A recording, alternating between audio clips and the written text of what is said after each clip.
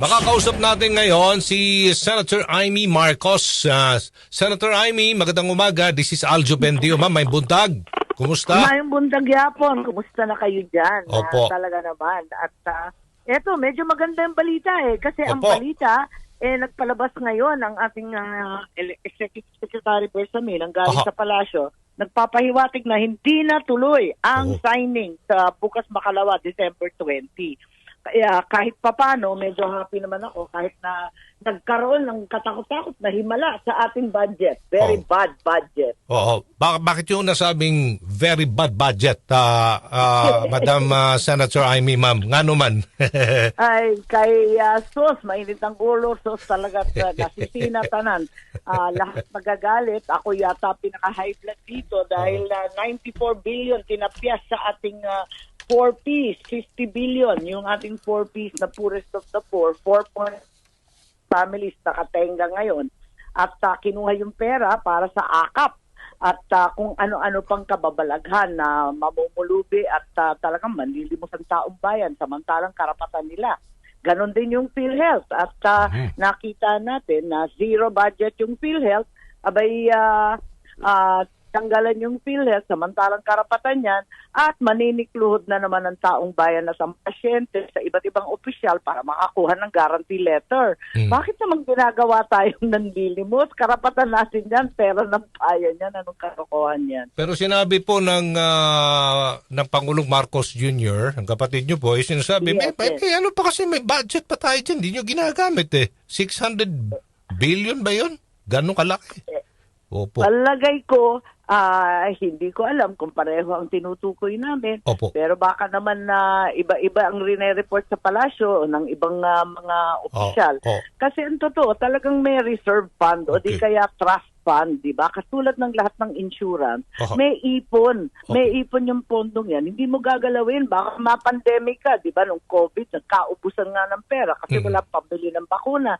Hindi naman yan ang huling pandemic natin. Hindi ginagalaw ang trust fund. Kaya nga trust entrusted lang Kaya't binibigyan yung PhilHealth. At may nagsasabi, walang kwenta kasi ang management ng PhilHealth na yan. Parusa nila, zero. Ba't mo namang paparusahan yung pasyente na walang makukuhang tulong? Dapat parusahan yung management. Si Presidente Duterte, ilang beses pinaltan yung management, hindi paltan ulit. Opo. Kasi yun ang reklamo ng ilan nating mga indigent ito, ma'am, mga mahihirap. May bayad pa rin sila Opo. Kaya lalabas pa rin sila ng pera Opo. Tama. Hirap na hirap nga sila. Sunod-sunod nga yung dagok sa PhilHealth. Unang-una, yung 90 billion. Hindi daw nagasto. Saan ka naman nakarinig? May excess fund. Samantalang lahat ng naghihirap parating pag lumabas ka, pag senador ka, kahit sinong opisyal, miski sa mga himpilan natin, di ba, sa inyo, ang daming humihingi ng tulong. Paano nagkaroon ng excess funds na 90 billion? Pagkatapos noon, hindi ko maintindihan din bakit naman daw yung isang party list na lamang ang pipirma ng iba't ibang guarantee letter dyan sa PhilHealth. Pwede ba naman yun sila lang? At saka labag sa batas yun, klaro yun sa Korte Suprema. Huwag makikialam ang mga mambabatas sa implementasyon ng pondo na sila rin ang naglagay. At higit sa lahat, eto nga, ikatlo na to, ikatlong dagok na itong tinanggalan at siniro budget ng PhilHealth. Opo. Talaga naman na ano ba naman yan? At zero rin yung sa ospital, Kung makikita ninyo, yung ibang tulong sa ospital, ang sasagwanan ng ospital natin, hindi na magaganda, hindi na maayos, abay tatanggalan pa ng tulong at modernization. Kaya yung mga kulang na MRI, kulang na CT scan, wala nang pag-asa kasi zero Okay. Narinig ko kanina ang PhilHealth, ang plano nila, babaan na lang yung pagbabay ng premium. Magkano ba ngayon? Parang baliktad naman yata ang mundo. Ngayon na wala silang pera, magbabawas sila ng premium. Ano na lang kaya ang ibibigay nilang tulong sa ating mga pasyente? Maswerte ka na makakuha ng aspirin. Dahil nga dito po sa panukalang budget na ito, na tinapyasan nga sila, tinastasan sila ng budget That's right. So plano nila, babaan na lang daw ang premium. Ano po masasabi niyo doon? Baliktad. Parang kalibangan yata yun. Wala silang budget, bababaan pa nila yung koleksyon. Ano na lang ibibigay niyan?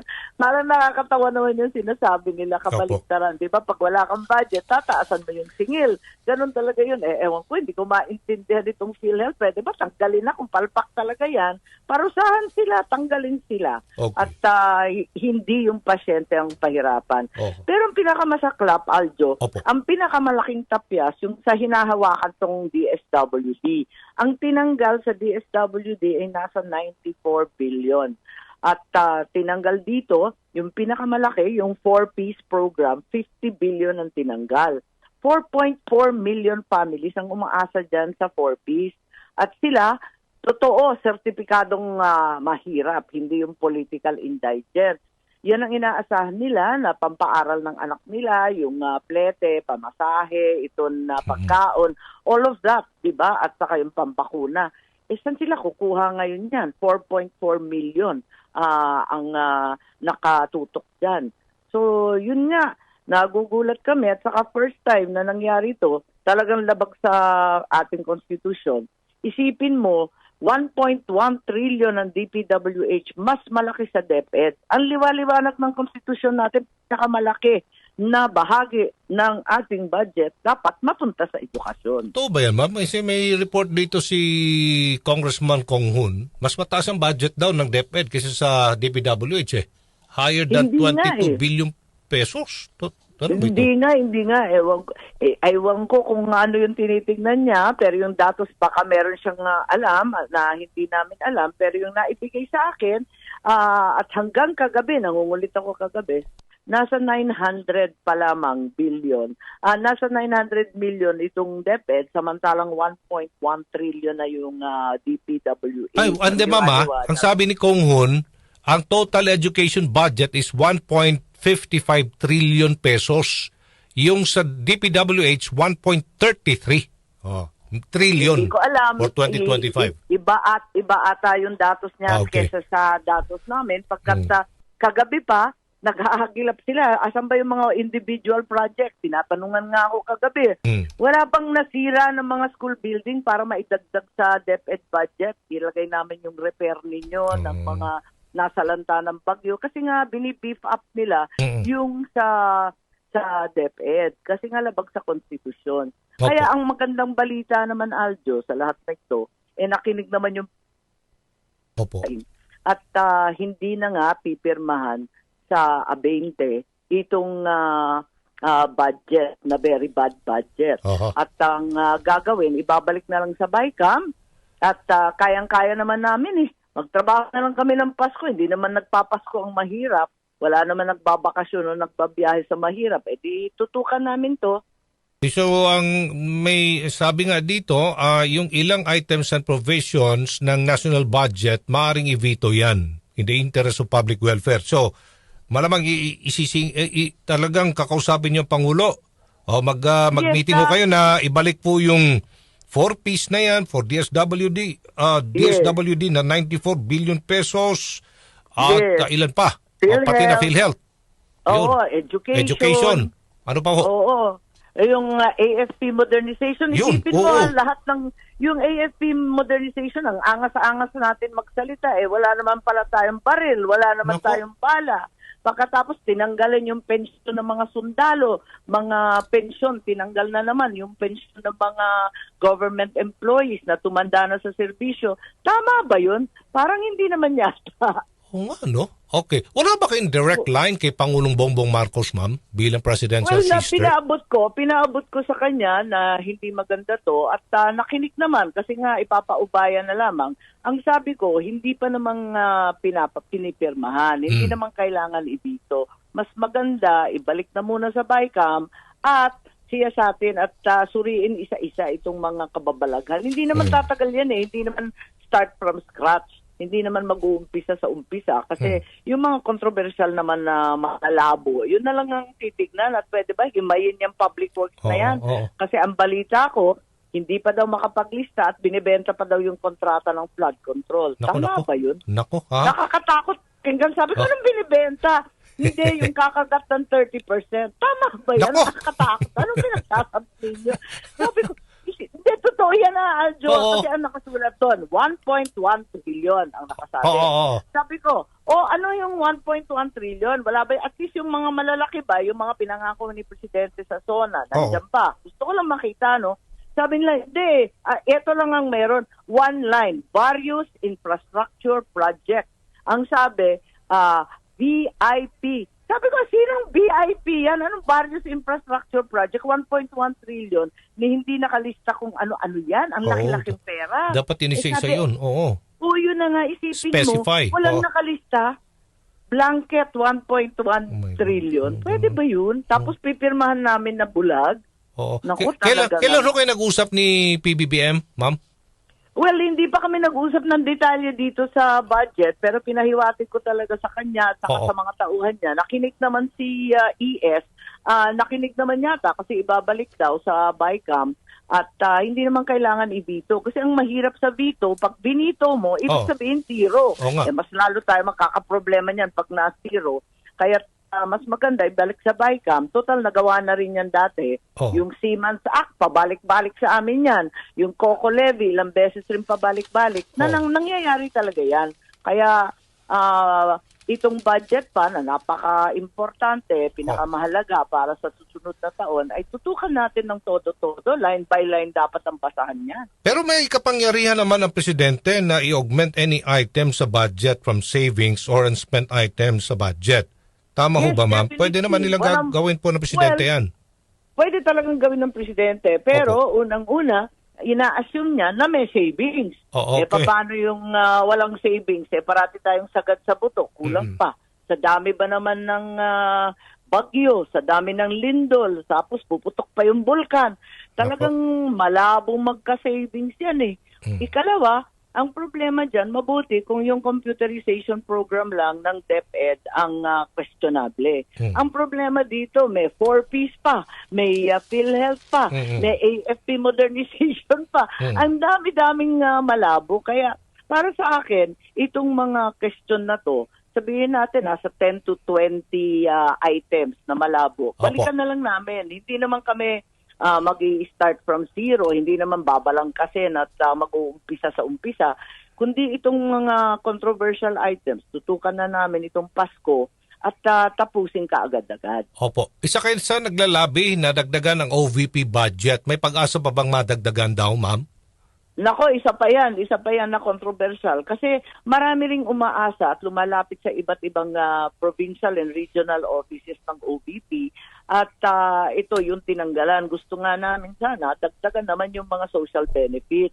Sabi nila, duplication daw ng DSWD at may akap na, AX pa. Alam naman ng taong bayan, palakasan kung nag-aalma na hindi ka malakas sa kapitan o yung kapitan hindi malakas kay mayor o kay congressman, pati OVP at congressman nagre-reklamo na hindi daw patas ang bigayan. Kaya tutol nga ako dyan sa akap noon.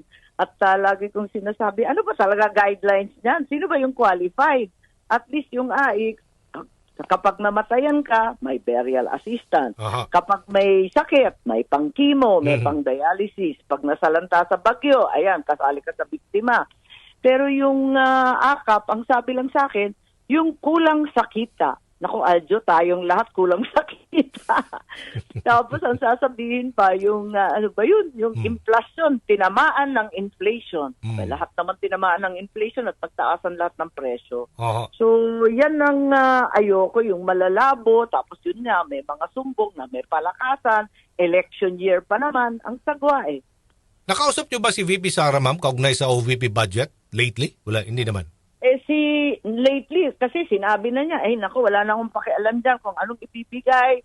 I submit to the wisdom na lamang of Congress. Ayaw na daw niya mangkulit at bahala na daw yung Kongreso kung ano sa tingin nila ang karapat-dapat.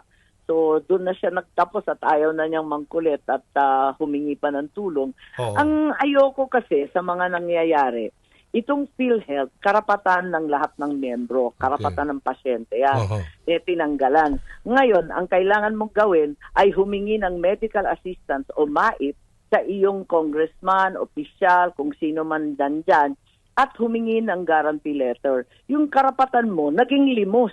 Talagang maninikluhod ka sa mga opisyal. Ganon din yung 4Ps. karapatan ng 4.4 million families na makakuha ng tulong diyan sa 4Ps. Imbes ng 4Ps, naging akap. Pupunta ka ngayon sa opisyal at hihingi ka na naman ng tulong. Hipila ka na naman doon. Yun ang ayoko. Kinuha na nga yung pera nyo, kinuha pa rin yung dangal at dignidad. Okay. Si Speaker Romualdez yata ang nagpasok ng AKAP sa provision sa budget. Nakausap nyo ba about this, si Speaker Romualdez, ma'am? Sinubukan kong kausapin, very defensive, maganda daw yung AKAP. Sabi ko, anong klase pang project yan? Kasi parang sumulpot lang yan sa BICAM noong nakaraang taon. Gusto ko rin malaman, kasi hindi naman ako tutol sa ayuda, palakihin pa nga natin yan. Mas mainam. Yung iba nga, gusto ko nga, sweldo na Pero ayaw pag-usapan kasi para lang daw sa Kongreso yun. Yun ang sabi last year. Na yung mga congressman lang yan, hindi daw kasali yung mga senador. Ngayon, may nagsasabi na kasama na daw yung senador, kaparte na raw kami. Sabi ko, anong areglo yan? Anong mga sinasabi niyong kaparte-parte? Kung ganyan, papartehan lang kami, tatameme na kami, hindi pa rin tama yung project Opo. Okay. Hingi lang kami ng update sa inyo, ma'am, sa mga pending Senate bill. So far, rito ang priority? Kasi ilang araw na lang, Christmas break na, 2 days na lang yata before Christmas break. Opo. That's right. Tapos na kami, nagwa-wind up na kami, maliban dito sa budget. Kagabi, nag-umpis kami sa diskusyon ng NHA, National Housing Authority. Ito naman yung bill tungkol sa housing. Kasi ang problema natin, itong NHA, 50 years lang ang kanyang corporate life. Patapos na sa susunod na taon by June next year. In effect, tapos na yung NHA. Hindi naman pwede magtapos kasi ang laki ng kakulangan natin sa housing. So pinapa-extend natin. Yung isa pa, yung barangay election. Kasi sa susunod na taon, pati ang COMELEC umaangal na, super election year, 3 ang eleksyon.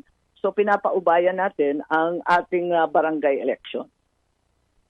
Ano po reaksyon ninyo dito? Mukhang okay na yung bill dyan po sa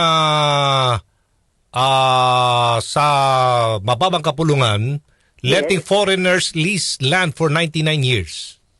Yes, eto nga yung bill sa third reading namin, dahil ang nangyayari, palibasa ang foreigners hindi sila makabili ng lupa, ayaw na rin nila mag-invest sa gumawa ng mga pabrika, magbigay ng trabaho. Paano? Wala silang kasiguraduhan dun sa lupa. Baka nagpatayo sila ng napakagandang pabrika, biglang aangkinin ng sino man.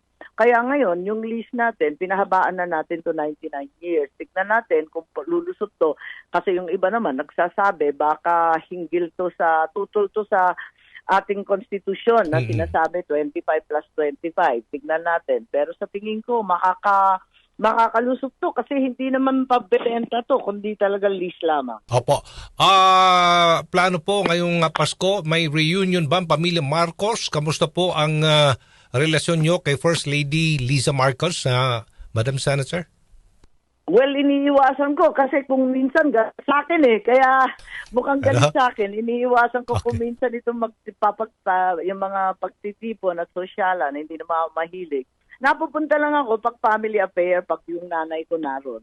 Pag yung nanay ko pinupuntahan ko, 95 years old na Ang tanda na kawawa naman. At natutuwa naman ako at nakikita ko yung nanay ko. Si Bongbong naman, parati naman mabait yun. Okay na okay. Kaya lang, ilag na ako. Minsan umiiwas talaga Pero may reunion kayo, ma'am, di ba? Tama ba? Yes. Noche Buena. Parati kaming nagtitipon-tipon at meron namang imbitasyon ng Malacanang na magsipuntahan kaming lahat para, yun nga, mag-celebrate kasama ng nanay ko at pag tinatanong nga sa akin, saan kayo magpapasko? Ako, kung saan yung nanay ko, doon na lang. Kasi ilan lang naman ang Paskong natitira. Okay, Christmas message na lang, Madam Senator, sa ating pong mga kababayan. Naminaw ka ron. Magtanaw po. Yes, naminaw na. Kami gahapon, ang akon, talaga naman sa ating mga Pilipino, alam mo, pag tinitignan mo yung ibang bansa, yung mga Amerikano, matayog ang pangarap, ambisyoso, gustong yumaman, maging sikat. Ang Pilipino, napakasimple lang ng ating Christmas wish, yung ating pangarap, magkaroon lang ng sapat na pagkain, makapagtapos ang anak, may bahay kahit paano. sana maibigay natin lahat ng deserve ng Pilipino ang lahat na to. At tayo namang mga opisyal, the service to the Filipino para makamtan ang lahat ng deserve. Yan lang ang Christmas wish ko lagi. At sa bagong taon, sana mas makagaan ang ating mga problema dahil ay may solusyon. Pero ang totoo, tayong lahat sabay-sabay ang tunay na solusyon. Ma'am, may pahabol dito. Message niyo po sa first couple. Ay, pinagdadasal ko naman ang ating first couple, higit sa lahat ang ating OVP, ang ating minamahal na Vice President, ang ating dating Pangulo, pati lahat ng ating opisyal. Napakabigat ng problema ng ating bansa. Sana kahit paano mabigyan tayo ng linaw, ng kapayapaan at tunay na pagmamahal. Daghang kayong Para salamat. ang beauty queen, Aljo? Ayan naman. Siyempre. Guwapa gyapon, Mamoy. Oo. Oy, Sos, oo. Oo naman. Oo, tinuod. Oo. Thank you. Okay, ma'am. Daghang kayong salamat. Senator Daghang Amy kayo Marcos. salamat. Amping, ma'am. Thank you. Ingat. Okay, thank you. Si Aljo Bendijo sa DCXL News. Pirada.